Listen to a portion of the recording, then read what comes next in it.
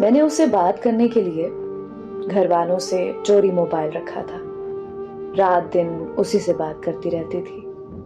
پھر یوں ہوا کہ مجھے اور میری فیملی کو باہر کے ملک میرے ابو کے پاس جانا پڑا.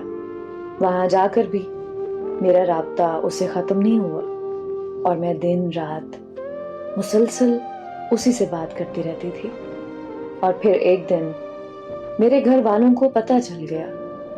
مجھے میرے گھر والوں نے بہت مارا اور میرا موبائل بھی چھین لیا. میں وہاں سے ضد کر کے واپس آ گئی. میں واپس پہنچتے ہی رات کو اسے ملنے چلی گئی. میری ساری فیملی کو پتہ چل گیا.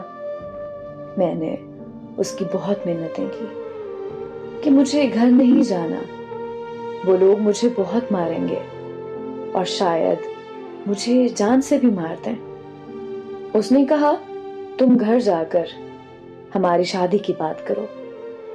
میں جب گھر گئی تو میرے گھر والوں نے میری کوئی بات نہیں سنی، بس مجھے بہت دیر تک مارتے رہے.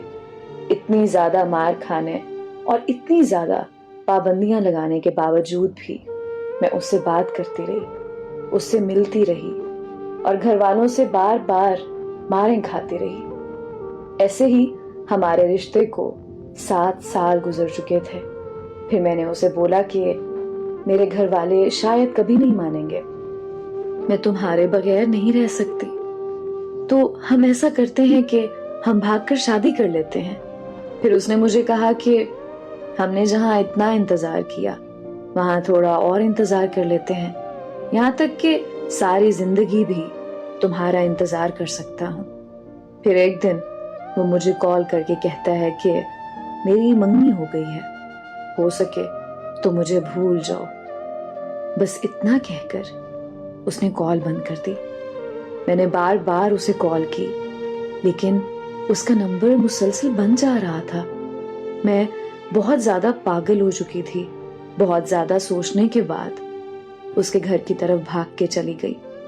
اس کے گھر جا کر اس کی بہت زیادہ منتیں کی، بہت ترلے کیے، بہت واسطے دے ڈالے، یہاں تک کہ میں اس کے پاؤں پڑ گئی اور اسے یہ کہا کہ پلیز مجھے مت چھوڑو، میں نہیں رہ سکتی تمہارے بنا، میں تمہارے بغیر مر جاؤں گی، میں تمہارے بغیر زندگی کا تصور بھی نہیں کر سکتی.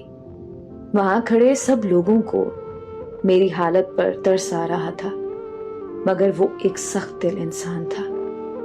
اسے میری حالت پر رحم نہیں آیا، وہ نہیں مانا. اور جب میں وہاں سے نکلی تو ایک زندہ لاش بن کر نکلی. اب سال ہونے کو ہے اس کی جدائی میں. سنا ہے کہ اب اس نے شادی کر لی ہے، پر اب میرا یہ عالم ہے کہ میں کسی اور کی نہیں ہو سکتی. میں آج بھی پاگلوں کی طرح اس کے انتظار میں ہوں، میں آج بھی اس کے پیار میں ہوں.